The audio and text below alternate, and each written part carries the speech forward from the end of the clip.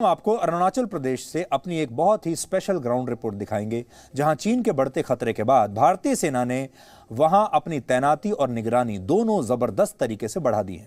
1962 के युद्ध से ही चीन की नजर अरुणाचल प्रदेश पर रही है और वो इसे आज भी तिब्बत का हिस्सा मानता है। आशंका है कि अब लद्दाख के बाद चीन अपनी अगली चाल अरुणाचल में चल सकता है। भारतीय सेना ने इस खतरे से निपटने के लिए क्या क्या तैयारियां शुरू कर दी हैं, आपको पहले वो बताते हैं।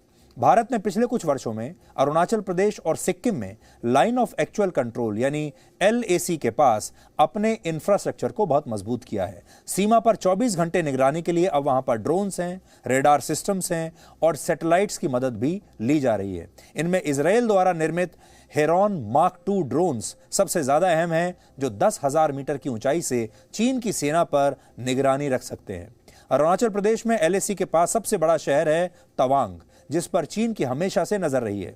62 के युद्ध में चीन ने इस शहर पर कब्जा कर लिया था, लेकिन बाद में उसकी सेना वापस लौट गई थी। यानी ये इलाका भारत के लिए बहुत अहम है और इसीलिए यहाँ कई नए रास्ते और अब सुरंगें बनाई जा रही हैं, ताकि युद्ध की परिस्थितियों में सीमा पर सेना की पहुंच को आसान बनाया जा सके। इसके लिए भारतीय सेना के फॉरवर्ड ऑपरेटिंग बेस भी वहां पर बनाए गए हैं और भारत की तैयारियों का अंदाजा आप इस बात से लगा सकते हैं कि रफाल की जो दूसरी स्क्वाड्रन है, सेकंड स्क्वाड्रन को पश्चिम बंगाल के हसीमारा एयरफोर्स बेस पर तैनात किया गया है, जहां से अरुणाचल प्रदेश की दूरी ज्यादा नहीं है। इसके अलावा सेना द्वारा एक नया आर्टिफिशियल इंटेलिजेंस सिस्टम भी तैयार किया गया है, जिससे LAC के करीब आने वाले चीन के सैनिकों के चेहरे की पहचान भी की जा सकेगी।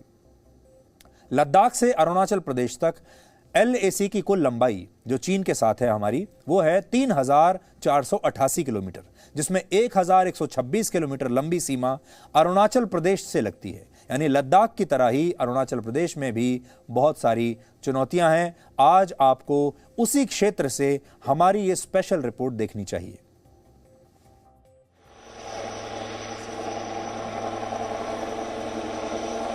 ये पहली बार है जब अरुणाचल प्रदेश में भारतीय सेना ने इस इलाके में एक एविएशन ब्रिगेड को तैनात किया है। इस ब्रिगेड में अटैक हेलीकॉप्टर है और सबसे ज्यादा महत्वपूर्ण निगरानी के लिए ड्रोन भी है। अरुणाचल प्रदेश में मौसम सबसे बड़ी समस्या है और खराब मौसम में घाटियों को पार करना बहुत मुश्किल होता है। इसलिए यहां पर हेलीकॉप्टर और उसके पायलट दोनों की ही परीक्षा होती है। तेजी से हमला करने के लिए अटैक हेलीकॉप्टर काम आते हैं। असम के मिसामारी में भारतीय सेना का सबसे बड़ा एविएशन बेस है, जहां से दिन रात ये सभी लाइन ऑफ कंट्रोल की तरफ उड़ान भरते रहते हैं। आपको ये जानकर अच्छा लगेगा कि यहाँ मोर्चा संभालने के लिए स्वदेशी अटैक हेलीकॉप्टर रुद्र तैनात है और दुश्मन के टैंक या किसी बड़े फौजी ठिकाने को तबाह करने के लिए बहुत कारगर है। WSI की खासियत ये है कि इसका बहुत ही state of the art weapon system है। तो being a helicopter it is weaponized और इसके मैनूवर्स बहुत स्ट्रॉन्ग होते हैं। इस इलाके पर नजर रखने में सबसे अहम role Heron mark 1 UAV drone का है। ये वो एयरक्राफ्ट है जो कि अपने पावरफुल इंजन की वजह से 30,000 फीट के ऑल्टीट्यूड पे क्लाइम कर उसके बाद आपको जहां भी आप हैं वहां से 20 किलोमीटर से 30 kilometre deep inside the territory ये आपको कवरेज देता है। एंड मोस्ट इम्पॉर्टेंट एक टैक्टिकल बैटल एरिया कमांडर के लिए वो है कि वो अपनी फोर्सेस एक जगह से दूसरी जगह स्विच कर सकता है जब उनके पास एक आई इन द स्काई होगा। जहाँ पर बैठे हैं वहाँ से 200 से 250 किलोमीटर दूर तक ये एयरक्राफ्ट फ्लाई कर वहाँ की वीडियो कवरेज हमें direct real time video coverage दे सकता है। जैसे जैसे आप अरुणाचल प्रदेश में ऊंचाई की तरफ बढ़ना शुरू करते हैं तो पता चलता है कि यहाँ की चुनौतियां और क्या क्या हैं। पहले तवांग तक पहुंचने का केवल एक रास्ता था, लेकिन कुछ साल पहले तवांग के लिए एक और रास्ता तैयार कर लिया गया है। तीसरे रास्ते पर काम चल रहा है। ज्यादा रास्ते होने से कभी भी सप्लाई लाइन कटने का खतरा नहीं होता, लेकिन सबसे ज्यादा कारगर है टनल्स, जो ऊंचे दर्रों को पार करने का समय कम करती हैं और कोहरे या बारिश के दौरान भी सड़कें चालू रहती हैं। सबसे बड़ी समस्या यहाँ पहाड़ों को पार करने की है। बारिश बहुत ज़्यादा होती है और कोहरा बहुत ज़्यादा होता है। इसकी वजह से सैनिक कॉन्वॉयज को जाने में बहुत दिक्कत होती है, बहुत टाइम लगता है। कई टनलें बनाई जा रही हैं। इस समय हम नेचीफू सुरंग में हैं।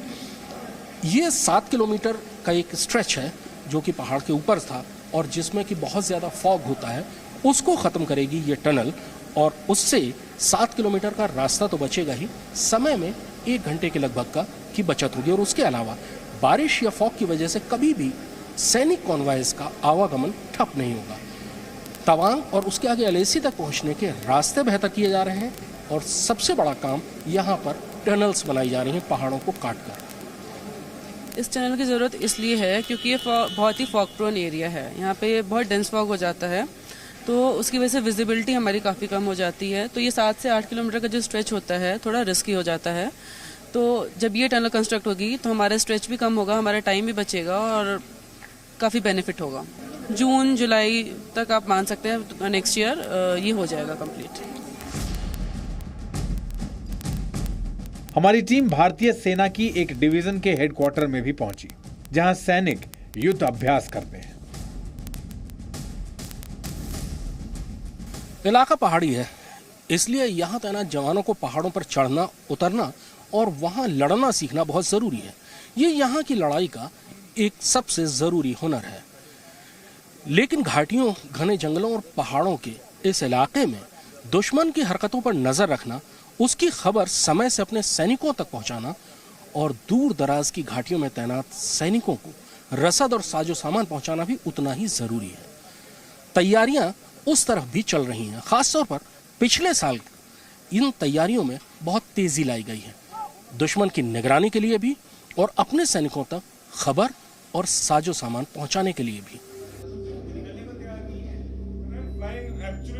एक भारतीय डिवीजन के हेडक्वार्टर में ही कोर एरोस्पेस कमांड सेंटर है, जहां इस इलाके के लिए बनाई गई पहली एविएशन ब्रिगेड दिन रात दुश्मन और अपने दोनों ही सैनिकों पर नजर रखती है।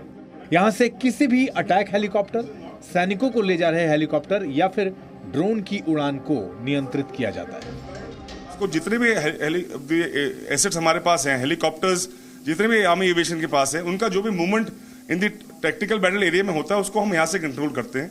क्लोज सिनर्जी मेंटेन करते हैं एयरफोर्स के साथ, जिसके अंदर वो अपनी मूवमेंट हमको बताते हैं और हम उनको अपनी मूवमेंट बताते हैं, ताकि हर समय हमें मालूम पड़े कि हमारे जो एरियल एसेट्स हैं वो कहाँ पे फ्लाई कर रहे हैं। लड़ाई के दौरान जब हम अपने ऑपरेशंस कैरी आउट करें, हमारे जितने भी एसेट्स आगे डिप्लॉयड हैं, RT guns, AD guns, fighters, helicopters, attack हेप्टर्स, वो सारे एक से के साथ हम लोग इस्तेमाल में ला सके।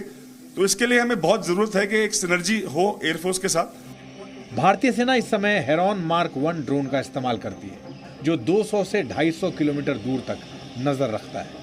योजना ज्यादा बेहतर ड्रोन शामिल करने की है और जल्द ही यहाँ ऐसे ड्रोन तैनात होंगे जो सैटेलाइट के जरिए नियंत्रित किए जाएंगे। ये ज्यादा दूर तक नजर रख पाएंगे और ज्यादा सटीक खबर भी दे पाएंगे। लद्दाख में भारतीय और चीनी सेनाओं के बीच तनाव शुरू होने के बाद पिछले 1.5 साल में यहाँ अरुणाचल प्रदेश में चीनी सेनाओं की हरकतों में बहुत ज्यादा अंतर नहीं आया है। यहाँ दौड़ दरअसल इंफ्रास्ट्रक्चर डेवलपमेंट की है, नई सड़कें, सुरंग और पुल बनाने की, और सबसे ज्यादा दिन रात चीन की हरकतों पर निगरानी रखने की है। और भारतीय सेना यहाँ चीन को इस दौड़ में पीछे करने की हर कोशिश कर रही है। कृष्ण मोहन मिश्रा, जी media, Rupa, district waste Kameng, Arunachal Pradesh. Presenting B News app, available on Google Play and App Store. Download it now.